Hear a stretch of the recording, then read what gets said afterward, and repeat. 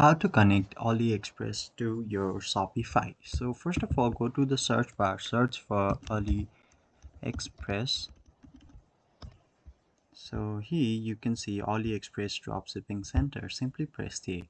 It will redirect you to a page where you'll have to download or install the Alibaba and AliExpress Dropship. So simply press on install. So once you press on install, it will take some time and it will load you to a page that will look like this.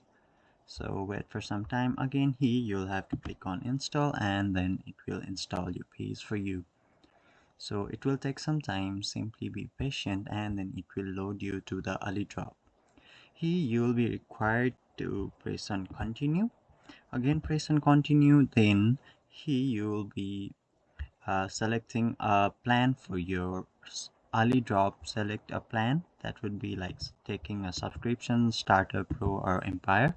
Then once you do that, you can easily use your AliDrop in your Shopify. So that's how you do it. Hopefully this helps. Thank you.